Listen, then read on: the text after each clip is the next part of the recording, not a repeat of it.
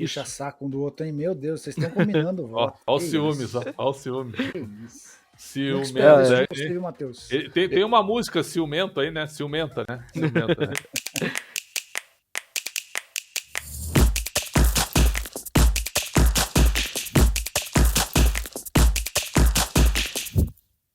Olá, olá, bom dia, boa tarde, boa noite, boa madrugada, seja em que momento vocês estiverem ouvindo esse podcast. Tá começando mais uma edição do Segunda Bola, o podcast de esportes do Yahoo, em que a gente fala aqui normalmente sobre futebol, né? De vez em quando a gente vai ali citar algum outro esporte, mas primariamente sobre futebol, até porque eu aqui, Matheus Ribeiro, né, um dos nossos editores do Yahoo, tô com os nossos especialistas, os nossos blogueiros que falam bastante de futebol. Começar com o meu querido amigo gaúcho, Alexandre Pretzel. Como você está, meu querido? Tudo bem? Sempre muito bem, Matheus. Uma honra falar contigo, né? E dessa vez, pela primeira vez na história do podcast, a gente invadindo quase que a madrugada para trazer o produto para o nosso internauta, né? Para quem está conosco. Mas não por minha causa, nem por tua causa, né? Mas nós vamos levando, sempre com muita resiliência, dá para dizer assim, né? O conteúdo é importante, esse que é o Exatamente, ponto. Independentemente do horário, né? Um horário diferente, né? E Jorge de Cola, como você está nessa belíssima sessão noturna do Segunda Bola?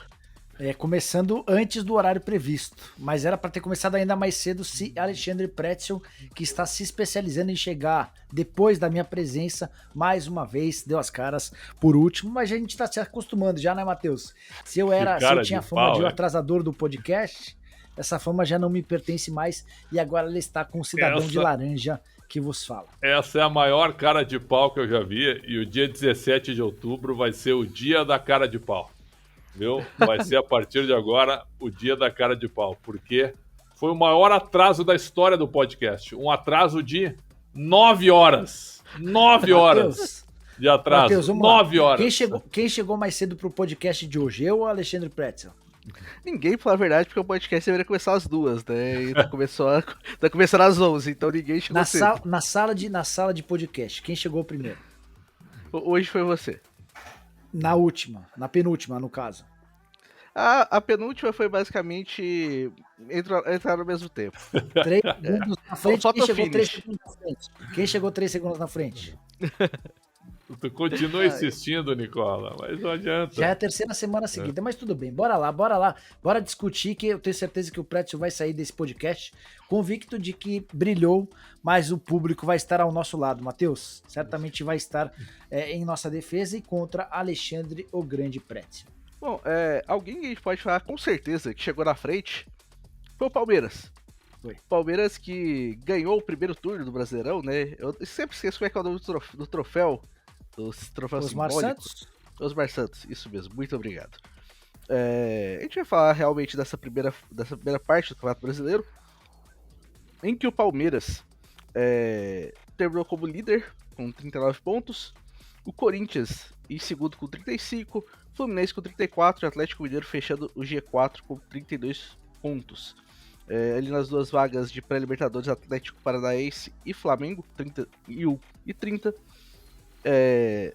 Sétimo ao 12º lugar, passando rápido, Internacional, Bragantino, Santos, São Paulo, Botafogo e Ceará.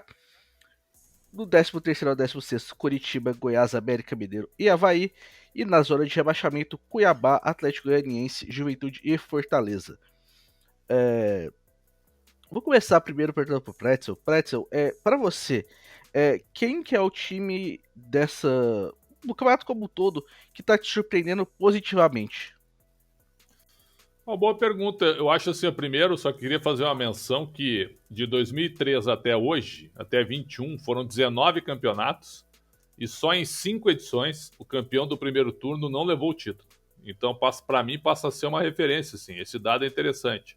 Em 2008, campeão do primeiro turno, Grêmio, campeão São Paulo. Em 2009, Inter campeão do primeiro turno, Flamengo campeão.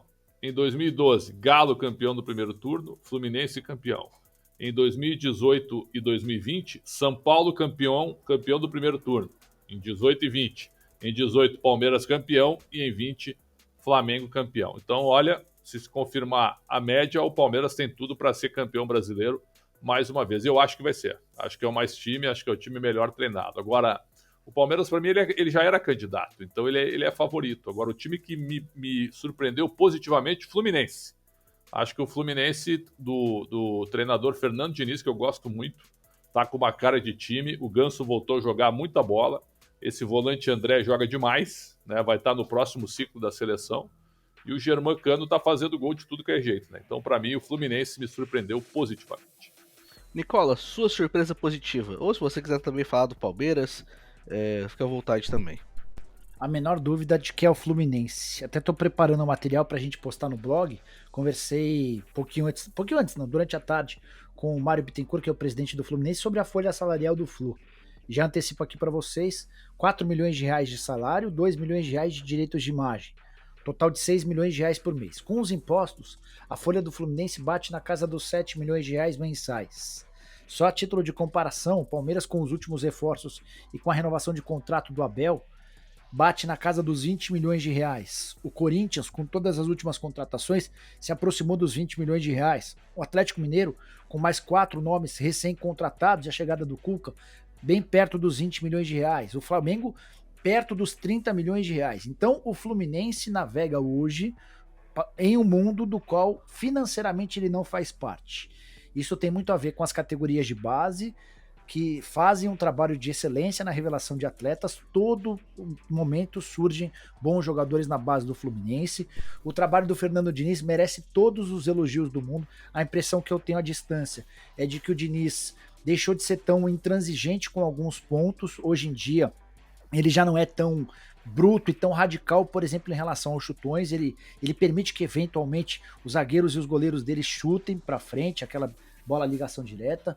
É um Fluminense que consegue mesclar veteranos com jogadores mais jovens, e aí, para mim, é a grande surpresa. Terceira colocação no Campeonato Brasileiro, quarta de final. Só antes da outra terceira da colocação, sabe qual é a folha do Grêmio na Série B? A última vez que eu vi era 10,5, Prétio, mas com a chegada dos caras ia passar de 11. 12 milhões porque, a assim, folha do Grêmio na Série com B. Tassiano, Lucas Leiva e Guilherme, ela ia superar 10,5, era mais um no mínimo, mais 11,5, quase 12. E 12 milhões de um time fraco, né? Porque o time do Grêmio, pra mim, é fraco. O Pretzel, e assim, é a folha salarial mais alta de toda a história da segunda divisão. Nunca na história da Série B a gente teve um clube que gastou tanto.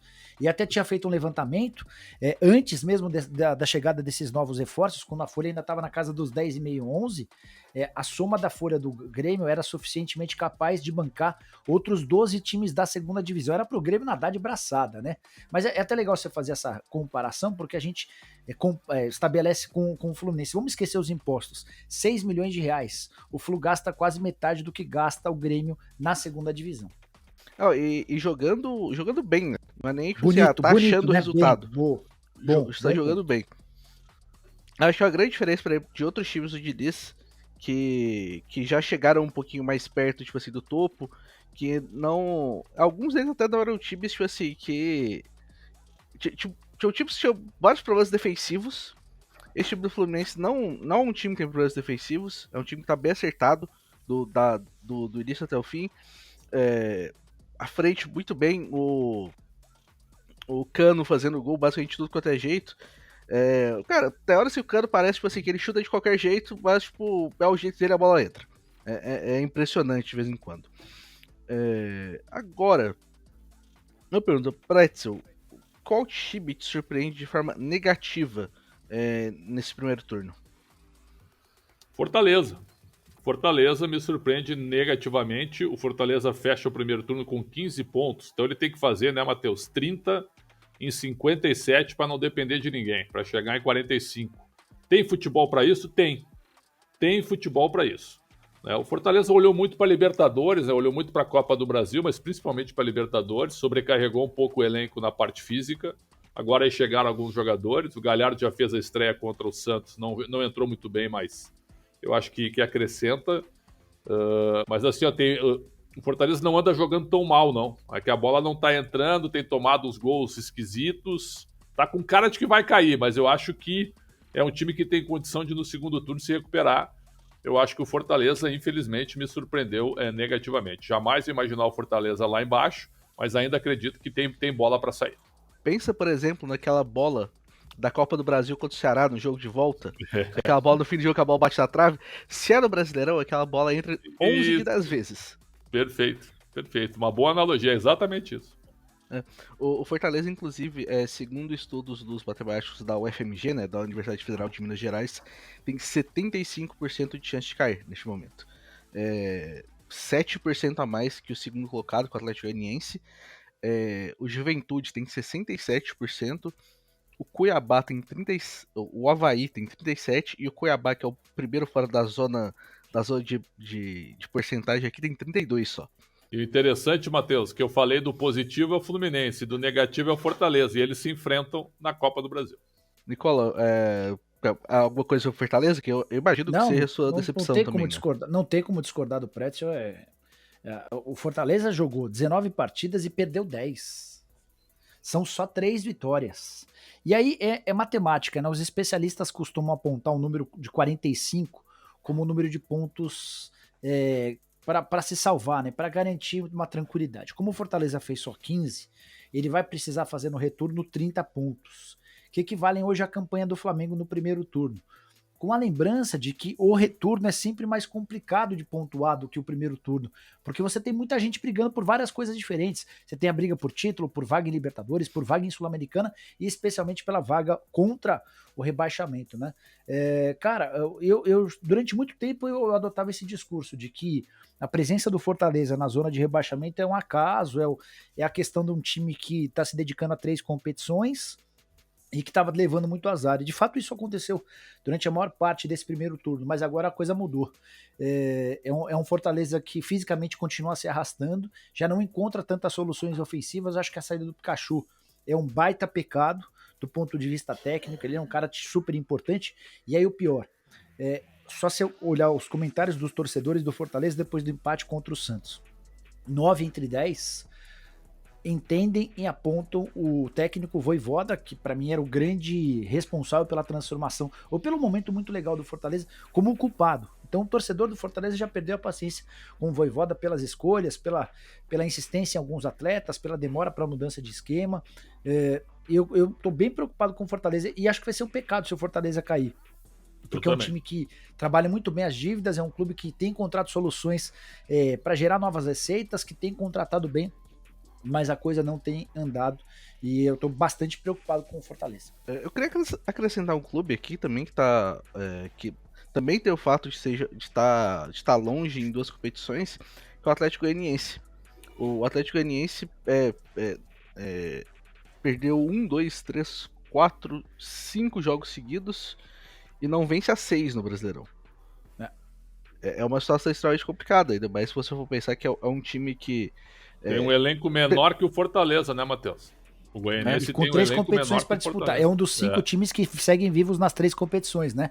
Na Sula, na Copa do Brasil e no Brasileiro. Mas não tem elenco para disputar. Mas eu quero informar ao presidente Adson Batista que o Atlético Goianiense vai ser eliminado pelo Corinthians, vai ser eliminado pelo Nacional do Uruguai. É o natural. É o que faria sentido. E até, entre aspas, pode até ser bom pro Atlético Goianiense que dá... Mas sabe uma frase que ele me disse numa entrevista que eu participei com ele? Que ele trocaria o título da Sul-Americana com o rebaixamento da Série B. Então ele não... Se o Atlético Goianiense for campeão da Sul-Americana e for rebaixado, ele não ficará triste. Porque a Sul-Americana vai ser o maior título da história do Atlético, vai levar o time para Libertadores, vai deixar o time numa mídia gigantesca, vai deixar o time com marca internacional. Olha que interessante isso. É que a gente já viu algumas vezes essa combinação falhar na hora H, né?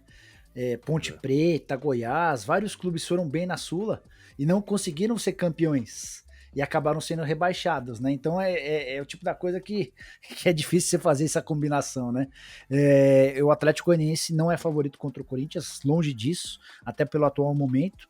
E contra o Nacional, não sei se vai haver tempo, se vai ser possível, mas existe até a possibilidade de Luizito Soares ser reforço do Nacional no confronto contra o Atlético Goianiense. Só isso. Quando a fase é ruim, cara. O Atlético chega nas quartas de final e o Nacional contrata o Soares nesse momento. Pô. Tá bom pra vocês? É impressionante. E é candidatíssimo ao rebaixamento, tá? Sim. Hoje, com 17 pontos, ele tá a 4 do Avaí, que é o primeiro time fora da zona. Mas a briga pelo rebaixamento, Matheus, eu acho que ela tem os candidatos mais ou menos delineados. Eu acho que a partir do Ceará, Pretzel. Eu acho que a partir do 12º lugar. O Ceará, para mim, não tem time para cair, Nicola. Eu acho também acho, mas tem dado alguns vacilos. Por exemplo, a derrota no final de semana pro Juventude. Era um jogo para não perder, para você se distanciar cada vez mais.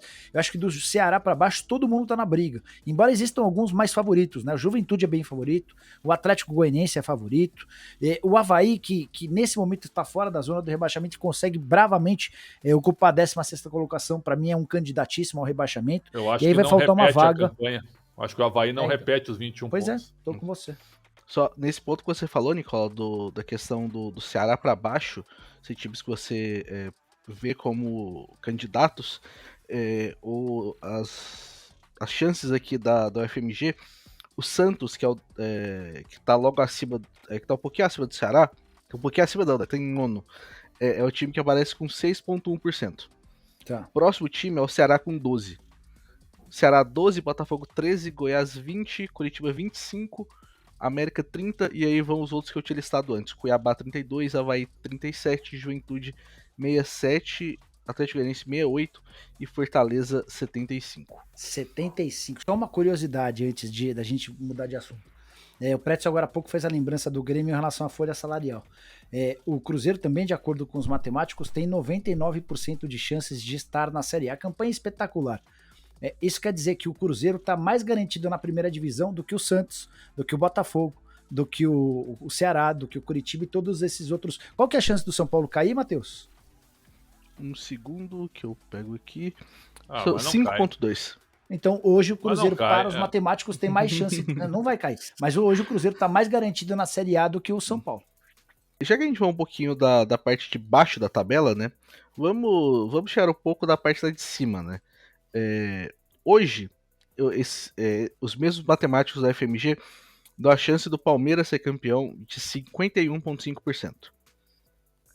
Já é acima do... Já ganharia uma eleição aí no Brasil, né? Que é 50% mais um.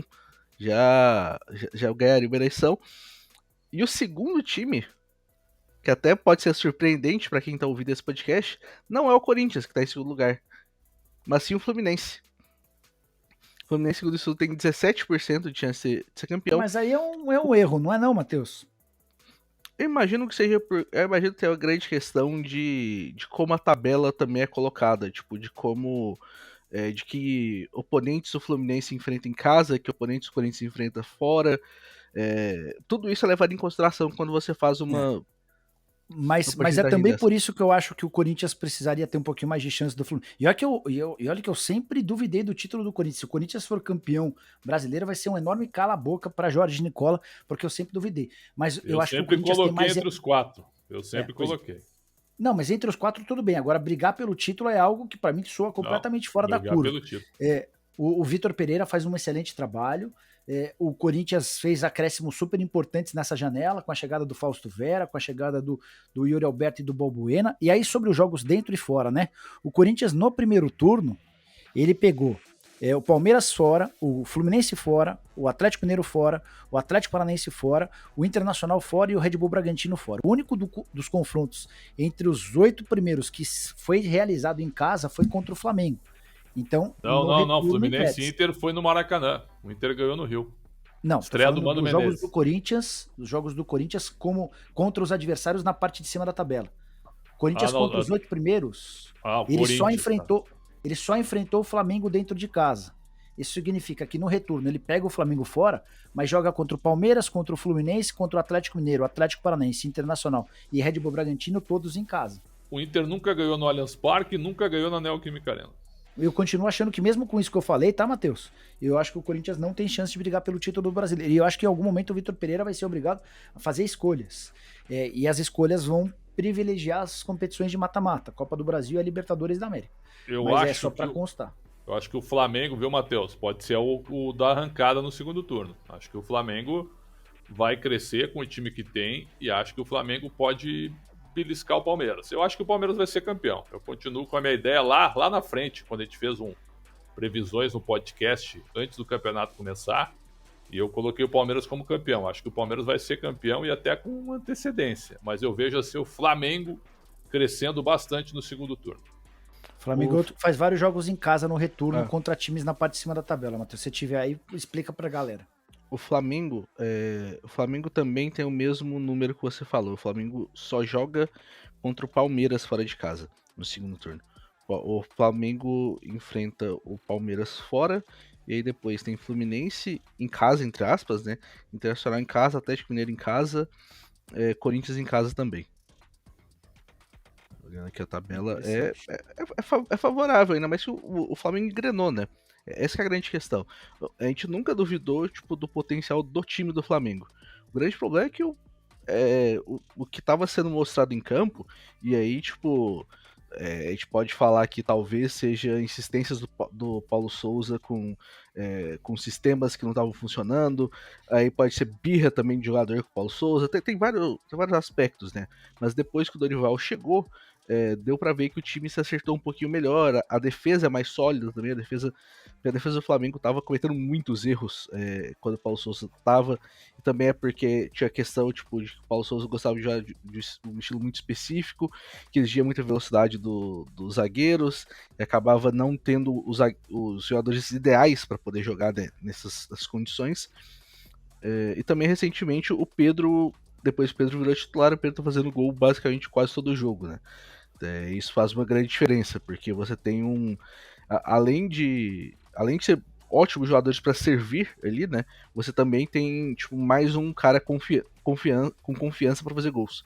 E o Dorival achou que aquele posicionamento, né, Matheus? Gabigol e Pedro não podem jogar juntos. Aonde? Estão jogando juntos e estão jogando muito bem. Mas aí tem uma coisa curiosa, né? É muito louco isso.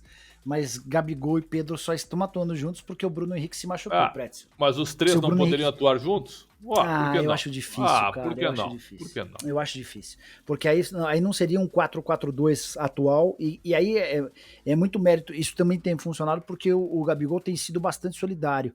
Porque o Gabigol tem recuado e aberto a possibilidade de o Pedro jogar como um centroavante. Eu acho que seria mais complicado escalar os três. E acho que se o Everton Cebolinha crescer de produção, esse vai ser um abacaxi que o Dorival vai ter de descascar um pouquinho mais pra frente, mas é o tipo de dor de cabeça que qualquer técnico gostaria de ter, né? Com a lesão grave do Bruno Henrique, infelizmente ele vai perder espaço, apesar da qualidade. Ainda mais que você tá numa situação em que você consegue trazer entre aspas, um substituto como Cebolinha, né? Que assim, acabou não dando certo na Europa, mas você é bastante óbvio, né, que quando volta pra cá faz uma diferença muito grande. Dos times do meio de tabela, vocês acham que tem algum time aqui que pode fazer um segundo turno bom o suficiente para brigar por essas vagas tipo de Libertadores, de pré-Libertadores? O que você chama de meio de tabela? Define pra gente aí. Eu vou chamar o meio de tabela do Bragantino em oitavo até o 14º, que é o Goiás. Eu acho que o Bragantino e o Botafogo vão fazer campanhas melhores. Acho que o Bragantino foi muito irregular no início e agora só tem o brasileiro, o Botafogo também.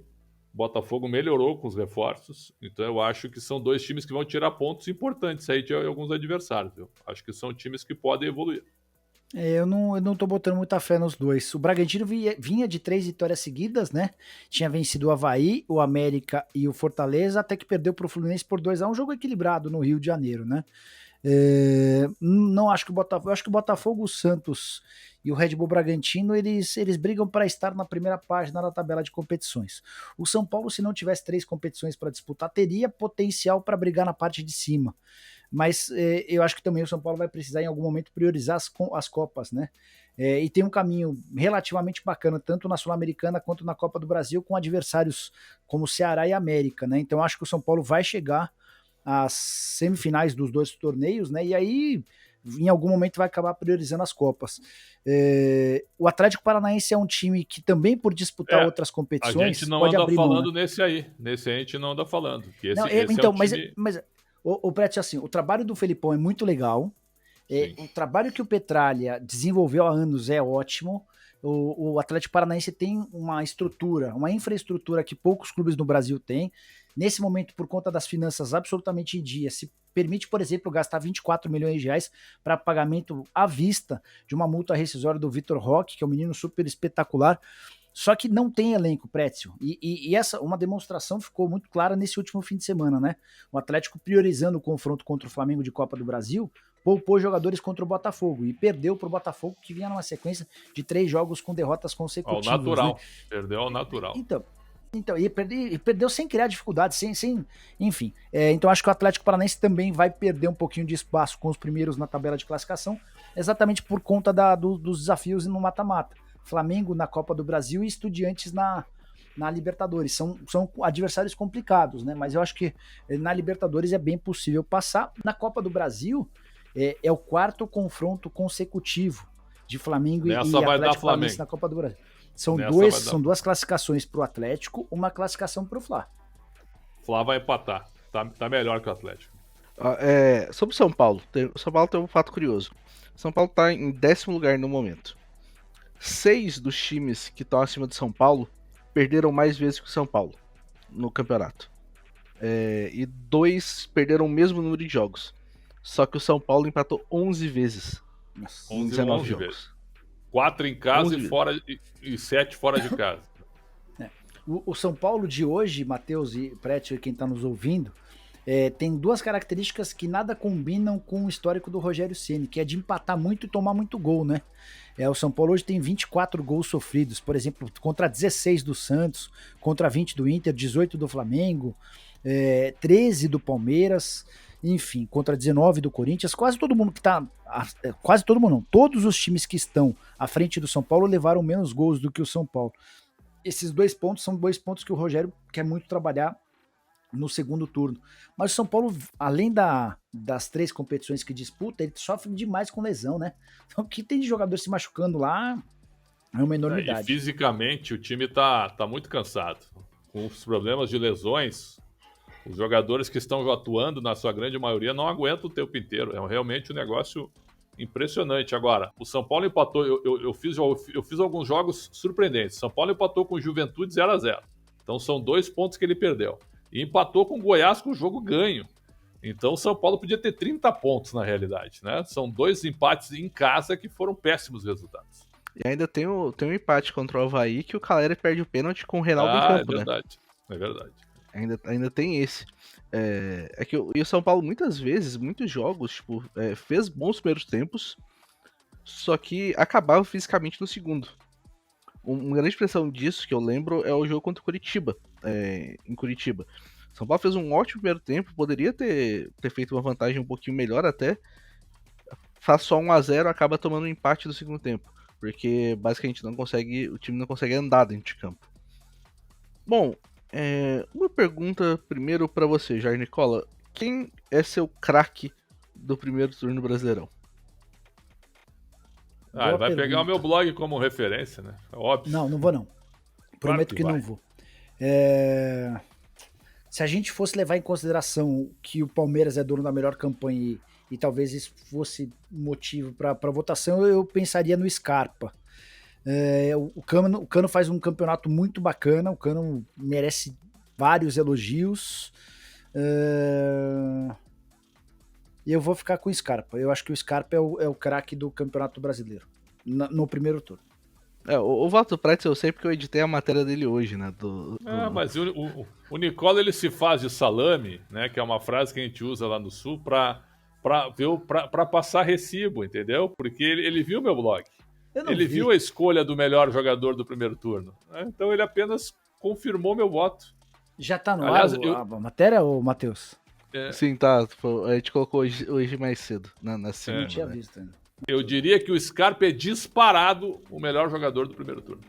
Eu vou também no Palmeiras, mas eu vou com outro nome. Gustavo Gomes. Quem?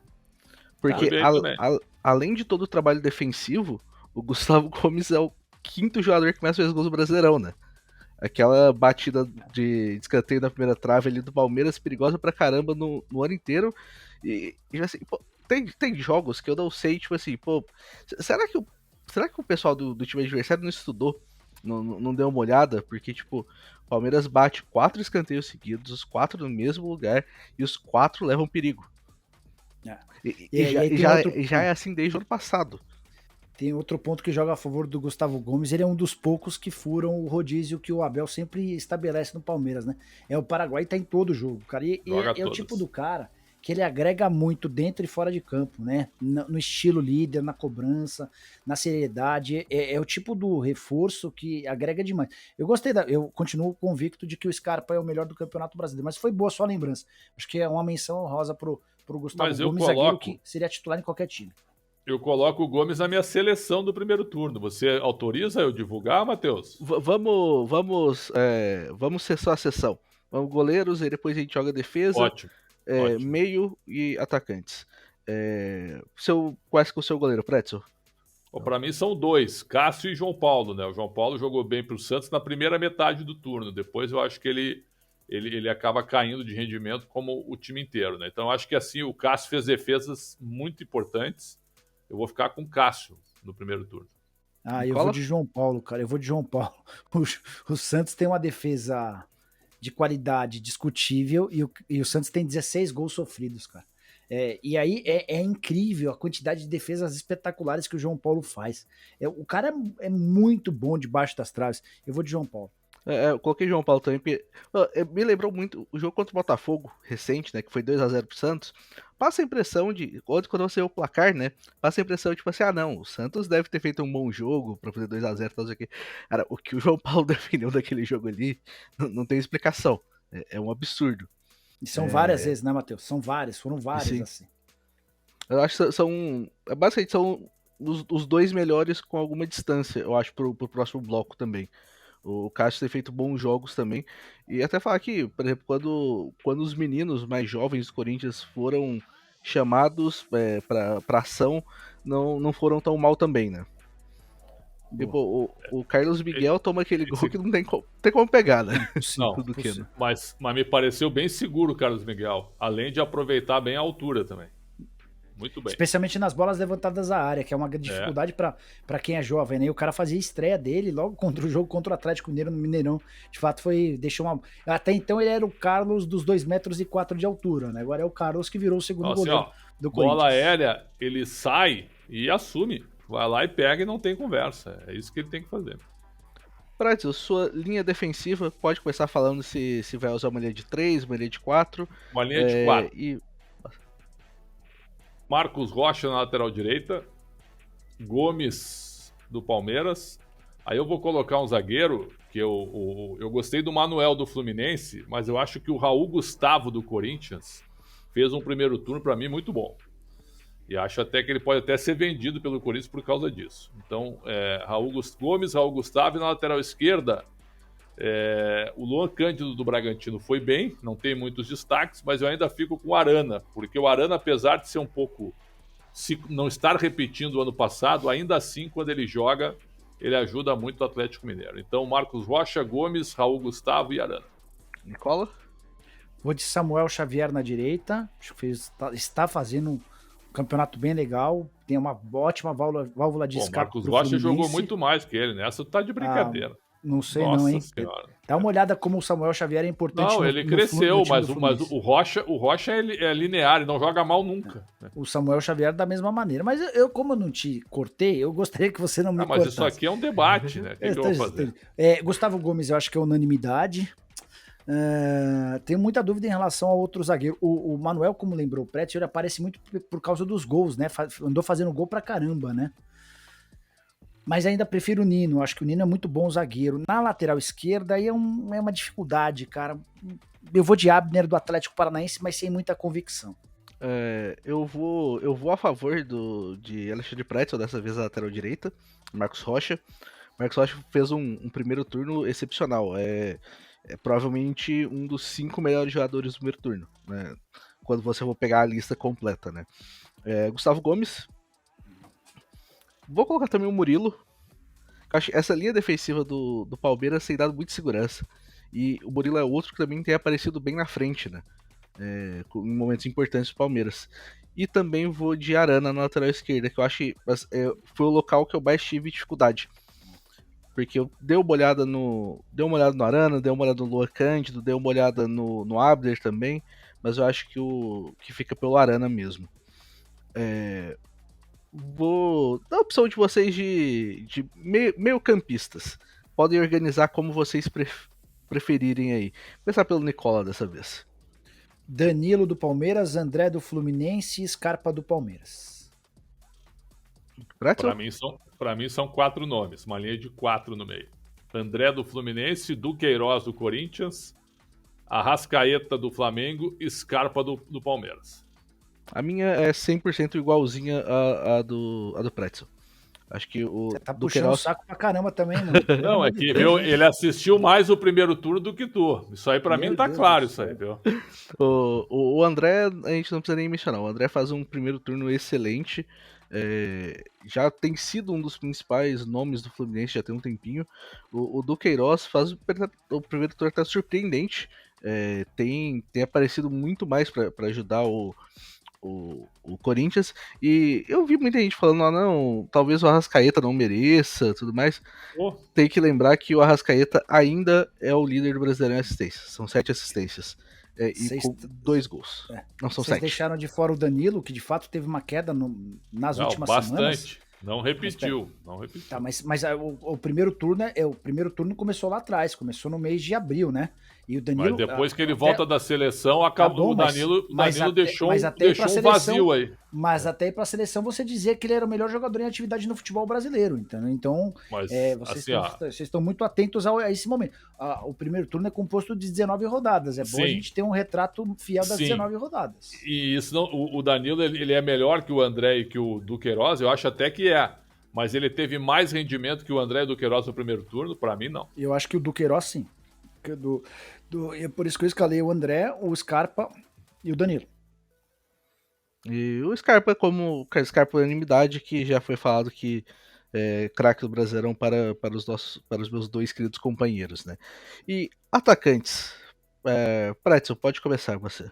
Para mim são 2 centroavantes. Eu vou mudar um pouquinho, jogo com 2 meias e com 2 homens na área. Cano e Pedro Raul do Goiás. Para mim o cara que impacta e está conseguindo deixar o Goiás ali numa zona interessante com 22 pontos. Se o Goiás repetir essa campanha, não cai para mim para a Série B do Brasileiro. Então eu voto no Pedro Raul e no Germancano.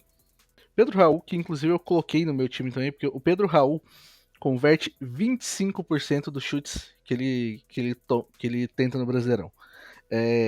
Os números maiores de conversão não tem nenhum atacante acima dele. Se for contar um mínimo de aparições, né, para o jogador poder contar na lista. Todos os jogadores acima dele são jogadores ou de meio ou de defesa. Nicola, você? Faltam 3 atacantes no meu time porque eu pus 3 meio-campistas, né? Eu vou colocar o Mendonça, que fez um primeiro turno muito bom. Ele teve uma lesão que o afastou nas últimas rodadas, mas a queda de produção do Ceará está muito condicionada à ausência do Mendonça. Jogou demais, mas muita bola. Contra os grandes, contra os pequenos, fazendo gol, dando assistência. O Cano também está no meu time, e ao contrário do Pretzel, não vou pôr o Pedro Raul e vou pôr o Caleri, que tem uma identificação com o São Paulo e com o gol bastante grande. Não à toa é o vice-artilheiro do campeonato. Então meu ataque tem Mendonça de um lado, Caleri improvisado do outro, com o Cano centralizado, ou você pode inverter também o Caleri com o Cano. E o teu, Matheus, é Pedro Raul e quem? Pedro Raul e Cano. O Cano não tem como você tirar. O Cano então, é o melhor atacante do primeiro turno. Eu e tu, nós só temos 2 nomes diferentes. João Paulo e Murilo para Cássio e Raul Gustavo. Puxa saco um do outro, hein? Meu Deus, vocês estão combinando o voto. Olha os ciúmes, olha o ciúme. Que isso. Ciumento. Matheus. Tem uma música ciumento aí, né? Ciumenta, né? Eu fiz, só um disclaimer, eu fiz a minha lista antes do Pretzel publicar dele. Sei então... não, viu? Então ele copiou você. A minha tá anotadinha aqui desde cedo num documento de texto. Bom, falar um pouquinho rapidinho de Série B. Deixa eu só pegar dados aqui para ajudarem as projeções, né? Indo por aquele estudo do FMG, novamente, né, dos matemáticos, o Cruzeiro tem 81% de chance de ser campeão. Não é nem de subir, ser campeão. E de acesso? Você tem acesso aí? 99,4. Beleza. O Grêmio tem 79% de chance de subir e 9,3% de título. O Vasco da Gama, 60% de subir e 4% de ser campeão. E o Bahia, 56% de subir e 3% de ser campeão. Abaixo do Bahia, todo mundo tem menos que 1% de ser campeão na Série B. Deixa eu só pegar a classificação da Série B aqui que eu não tinha pegado. No caso da Série B, tem algum time que surpreende vocês positivamente ou negativamente? Pode começar com você, Pretzel. Um time que me surpreende positivamente, porque joga sem peso, né? Joga sem pressão nenhuma. Joga futebol, sem muita cobrança, apenas com um objetivo, né? Fazer 46 pontos, 45, que é o Tombense. Esse é o time que me surpreende positivamente. Porque, para mim, a Série B está muito bem encaminhada, viu? Cruzeiro, Grêmio, Vasco e Bahia, mesmo que o Bahia tenha tido uma queda de rendimento, acho que esses 4 serão os times do acesso e sem aquele equilíbrio tão esperado, né? Que a gente imaginava antes de começar a competição. Nicola? Fiquei decepcionado com a resposta do Pretzel. Imaginava que ele fosse falar da grande surpresa positiva do Cruzeiro. Time que tá na terceira temporada seguida. Não é surpresa pra mim, me desculpa. Não é surpresa. É a terceira temporada seguida na Série B. Sim, nas duas e qual é o problema? Ele não figurou o Cruzeiro, uma rodada no G4. Mas o Cruzeiro arrumou a gestão e arrumou o time pra subir da forma como está subindo. É que eu acho que o rendimento eu acho que é um pouquinho surpreendente. Porque, tipo assim, todos nós falávamos, antes de começar a temporada, o Cruzeiro melhorou tudo mais, o Cruzeiro bem provavelmente sobe. Mas eu não esperava, por exemplo, esse rendimento do Cruzeiro tá 9 pontos na frente. 75% de aproveitamento. Matheus, 75% de aproveitamento. Campanha de 14 vitórias, 3 empates e 3 derrotas. O Cruzeiro de 2020 tinha uma folha salarial de 5 milhões e meio de reais. Nenhuma rodada no G4. O Cruzeiro de 21 baixou a folha para 4,5. Nenhuma rodada no G4. O Cruzeiro de 22 diminuiu essa folha para 2,700. Com várias apostas, com técnico. Sim, melhorou o time, mas melhorou a descoberta. O time. Mas a melhora se deu ao longo da temporada. Quando o Cruzeiro manda embora o Fábio, quando o Cruzeiro abre mão de todos os jogadores mais importantes e começa a apostar em um monte de moleque, em jogadores desconhecidos, nem o torcedor do Cruzeiro mais otimista imaginava que a gente chegaria ao fim do mês de julho com o acesso encaminhado e com o título com 81% de chance. O Cruzeiro, para mim, é a grande surpresa. O trabalho do Ronaldo Fenômeno, do Paulo André, do Paulo Pesolano, são trabalhos que merecem muitos, mas muitos elogios.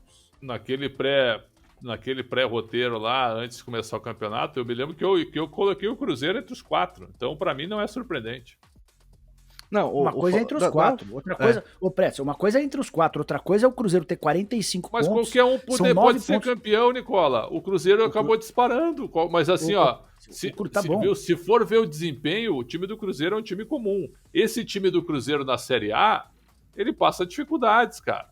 Mas na Série B, para mim, eu acho que do seu terceiro ano consecutivo, do pensamento de futebol que foi imposto hoje, que foi colocado no clube, para mim não é surpresa que o Cruzeiro esteja ponteando a competição. Para mim é muita surpresa que na primeira rodada do segundo turno o Cruzeiro tenha 9 pontos de vantagem para o vice-líder Grêmio, de quem a folha salarial é de 12 milhões de reais, 10 pontos de vantagem para o Vasco. O time é fraco. E 11 pontos de vantagem, mas tá bom. Na fraco por fraco, montou-se um time extremamente barato e muito eficiente. Eu acho que o Cruzeiro é uma baita o Cruzeiro me parece ter um time com mais cara de Série B do que o Grêmio.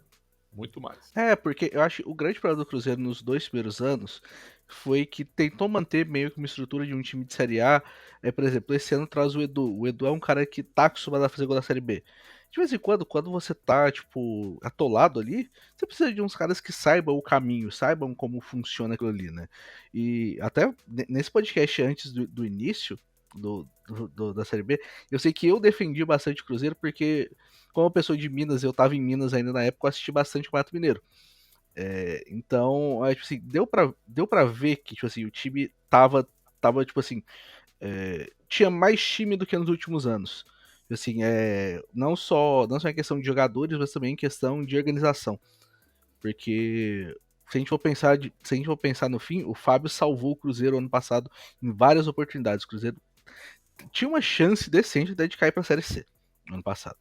Mas e precisou bastante de milagres do Fábio. O Cruzeiro, inclusive, está 16 pontos para o primeiro fora da zona de classificação, que é o Londrina, no momento. No momento que a gente está gravando esse podcast da segunda-feira à noite. Eu acho que realmente o Tombense é extremamente surpreendente, porque não é um time que deveria estar ali, mas é um time que também chega empatando veio muito. Veio da Série C, né, Matheus? Também veio da Série C. Tem o mesmo número de empates que o São Paulo. São 11 empates. O mais maluco também do Tombense, Matheus, é que o Tombense era até pouco tempo atrás o lanterna do campeonato e o rei dos empates. Acho que os 6 primeiros jogos do Tombense foram todos de empate. E depois ele ainda emplacou mais 2 derrotas. E aí houve uma mudança de técnico e a coisa deu uma bela de uma melhorada. Mas vai ficar por ali também. Os 4 primeiros vão ser os 4 que vão subir. Até reconheço uma evolução do Londrina. Hoje é a noite da concordância hoje, histórica, né? É verdade. Tu concorda eu em até tudo vejo comigo, Londrina só não concordou na seleção. Eu até vejo o Londrina em evolução. Londrina que acaba de vencer o Náutico fora, embora não seja tanto parâmetro. Náutico na zona do rebaixamento. Londrina diminuiu para 5 a vantagem em relação ao Bahia. Mas acho que no final das contas o Bahia vai acabar se estabelecendo. Bom trabalho do nosso amigo Adilson Batista. Dos times fora da zona, né, de classificação, na porcentagem do FMG, o Tombense tem 21% de chance de subir, o Sampaio Corrêa 19%, o Londrina 17%, o CRB com 12%, e aí o próximo, que é o Novo Horizontino, já está abaixo dos 10%. Então até já não... Eu também acho que é muito difícil que os 4 percam. O Bahia me preocupa um pouquinho aqui e ali de vez em quando, porque o Bahia não é regular. O Bahia oscila demais. O Vasco também é um time que, assim, não é 100% confiável, mas o Bahia é um time que toma poucos gols e, tipo assim, e como a gente falou no podcast anterior também, é um time que trouxe o Alex Teixeira. Então acaba mas, que Mateus, pode ter uma diferença muito grande. Mas o Vasco do Zé Ricardo era um Vasco confiável, de uma defesa extremamente sólida, era difícil fazer gol. O ataque era um problema, né? Mas era um time que tomava muito pouco gol e baseado nessa defesa sólida, era um Vasco que conseguia os resultados. Cara, o Maurício Souza foi contratado e o negócio descambou. Nos últimos 6 jogos, uma vitória, 2 empates e 3 derrotas. Se não houvesse a mudança de rumo, a demissão do Maurício e a contratação de outro técnico, que até a gravação desse podcast ainda não foi oficializado, e a curiosidade é que como não se fala em muitos nomes, né? Eu não sei se a 777 está esperando a confirmação do repasse das ações para ir atrás, mas de qualquer forma, não fosse essa mudança no comando, eu não sei se o Vasco se manteria por muito tempo no G4. Perdeu para o Vila Nova na última rodada. O Vila era o lanterna do campeonato e não vencia há 14 jogos. Vila venceu o Vasco por 1-0. Só para comparar essa questão da defesa, o Vasco nos últimos 6 jogos, tinha tomado 7 gols. Nos 14 anteriores, tinha tomado 5. Pois é. E aí é o seguinte, acho que foi uma invenção, né? Deixaram uma escolha teoricamente moderna. Vamos trazer um treinador muito vencedor na base, né? Para que ele trabalhe com, vamos dizer assim, com o principal, que é a molecada. Só que a Série B não é feita de molecada. A gente tem visto aí vários jovens sofrerem na Série B. Você precisa de um treinador com mais cancha para esse time grande. Então, essa mudança de rumo do Vasco, eu sou contra tirar técnico, né? Mas por incrível que pareça, essa mudança de rumo me pareceu correta. Só um adendo, o Carlos Brasil, que é o diretor executivo de futebol do Vasco, foi o grande responsável pela contratação do Maurício. Eles haviam trabalhado juntos na base do Flamengo, né? O Maurício tem, de fato, um trabalho bastante sólido na base, mas uma coisa é uma coisa, outra coisa é outra coisa, né? E estamos falando de um clube grande, que precisa subir a todo custo, que tem um investimento... Imagina-se que vai ter um investimento pesado com a chegada da 777, enfim. Só não gostei da escolha do Paulo Brax como executivo de futebol da 777. E aí até fui conversar com uma pessoa da empresa, do grupo americano, e a pessoa falou: Nicola, você já olhou com carinho para esse mercado de executivos? Eu falei: por quê? Ele falou: Nicola, o mercado é super, super carente. Consultamos o Rodrigo Caetano, que renovou o contrato. O escuro não sai de jeito nenhum do Red Bull Bragantino. Aí pensamos, aí começamos a confabular. O Paulo Pelaipe tá na Série C com o Botafogo, enfim, e aí acabou indo o Paulo Brax. Paulo Brax, que tem para a imprensa gaúcha uma repercussão muito fraca. Nossa, péssimo.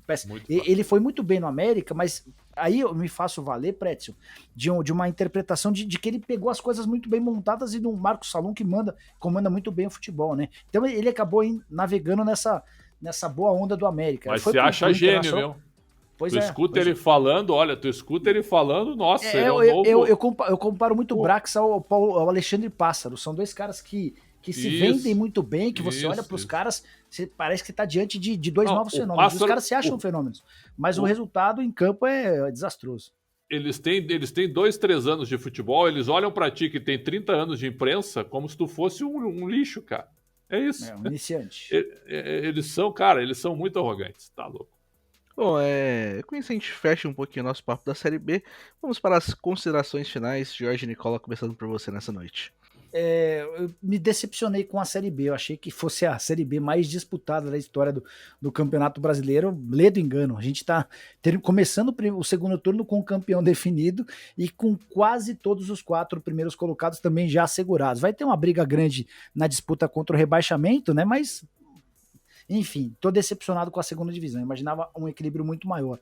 Na primeira divisão, ainda acho que o confronto entre Palmeiras e Atlético na Libertadores pode causar interferências na disputa pelo título. Especialmente se o Atlético do Cuca conseguir responder no Brasileiro rápido, né? Se continuar deixando o Palmeiras se distanciar, ainda que seja eliminado pelo Palmeiras na Libertadores, aí vai ficar difícil buscar. Mas a gente tá chegando, tá vivendo a nata da nossa temporada, com decisões nas 4 próximas quartas-feiras de Copa do Brasil e Libertadores em sequência. É o creme de la creme, como diriam os especialistas da gastronomia. Aproveitem. Alexandre Pretzel, suas considerações finais. Nossa, agora foi um termo de chefe de cozinha, né? Para fechar talvez com chave de ouro, mas acho que a tua maionese vai desandar. É isso que eu queria dizer, viu? Eu acho que o Palmeiras... isso. Eu acho que o Palmeiras vai ser o campeão brasileiro e na Série B, a Série B é o seguinte, os times chamados os emergentes, eles são muito fracos, né? E aí os 4 grandes acabaram despontando de uma maneira muito tranquila, né? Mas eu fico feliz que a Série A do ano que vem vai ter a volta desses 4 grandes, cara. Vai deixar o campeonato aí, porque Vasco, Cruzeiro e Grêmio certamente voltarão, né? Voltarão fortes, eu não tenho a menor dúvida sobre isso. E isso vai aumentar o nível da Série A, como a gente sempre espera, né? E com eu Vasco, acho que o Cruzeiro Flamengo... e Bahia com SAFs, né, Pretzel? Exatamente. O Vasco, Cruzeiro e Bahia respaldados por investidores, Grêmio... o que deve fazer deles fortes. O Grêmio numa situação financeira difícil, mas com uma oxigenação de gestão, né? Porque vem aí uma nova turma para tocar o barco, saindo essa diretoria que está há quase 8 anos no poder. Então é muita coisa também. O Grêmio viveu o ápice até a derrocada. Então, assim, eu fico feliz que esses 4 estarão na Série A no ano que vem. E é isso, né? Na Copa do Brasil, para mim, o Flamengo é o favorito. E na Libertadores da América, eu quero ver um pouquinho o Atlético, porque com a volta do Cuca, provavelmente os jogadores se motivem demais para os confrontos diante do Palmeiras. Eu vou totalmente na linha contrária. Eu acho que o Palmeiras passa do Galo na Libertadores também. E novamente eu vou citar provavelmente pelo 3º podcast seguido, que é uma vergonha o Grêmio não ser campeão da Série B. É uma vergonha completa. Ainda mais com essa questão tipo, da diferença policial. Tudo bem, tipo assim, herdou jogadores e tudo mais, mas acabou fazendo investimentos e aumentou a esperança salarial e o futebol dentro de campo também não é bom o suficiente. Diferentemente do Cruzeiro, que eu acho que é um pouquinho mais organizado, tem conseguido trabalhar um pouco melhor. Bom, basicamente isso, pessoal. A gente fecha aqui esse nosso balanço do primeiro turno do Brasileirão. Um grande abraço e até a próxima.